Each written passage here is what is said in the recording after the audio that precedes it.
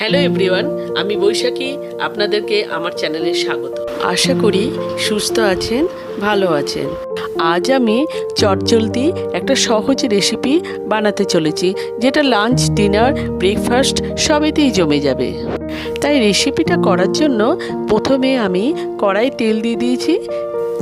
এরপর তেলটা গরম হয়ে গেলে ছোট ছোট নতুন আলু নিয়ে নিয়েছি। এই আলুগুলোকে ভালোভাবে ধুয়ে নিয়েছি। আলুগুলোকে আমি তেলে ছেড়ে দিলাম।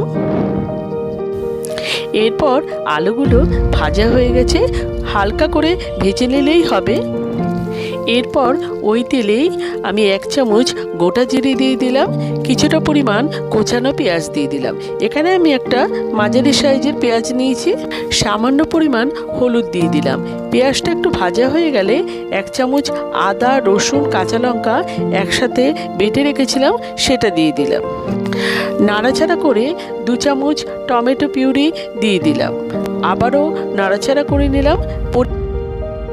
পরিমাণ মতো নুন দিয়ে দিলাম। 1 চামচ লঙ্কা গুঁড়ো দিয়ে দিলাম। 1 চামচ জিরে গুঁড়ো দিয়ে দিলাম। 1 চামচ ধনে গুঁড়ো দিয়ে দিলাম। আর দিয়ে দিলাম পরিমাণ মতো চিনি। একসাথে ভালোভাবে মিশিয়ে নিলাম। এরপর মশলা থেকে তেল ছেড়ে দিলে ধুয়ে রাখা কড়াইশুঁটিটা আমি দিয়ে দিলাম। অল্প নাড়াচাড়া করে নিলাম। এরপর একই সাথে আলুগুলো দিয়ে দিলাম। 10 মিনিটের জন্য ঢাকা চাপা দিয়ে দিলাম।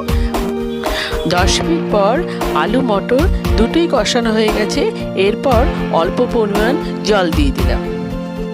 বন্ধুরা, ঘরে থাকা সবজি দিয়ে এটা চটজলদি বানিয়ে নিতে পারে, আর এটা দারুণ টেস্টিও হয়। এরপর ঝোলটা ফুটে উঠেছে। এরপর কড়াইশুঁটি, আলু দুটোই সিদ্ধ হয়ে গেছে। গ্রেভিটা আপনারা নিজেদের পছন্দ মতো রাখবেন।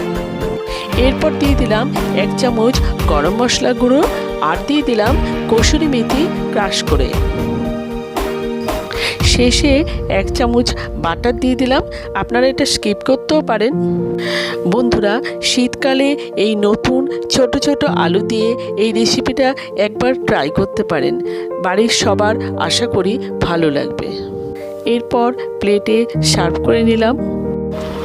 আপনারা যারা আমার ভিডিওটা যে যেখান থেকে দেখছেন তাদের পাশে থাকার অনুরোধ রইল। Till then, take care, bye by.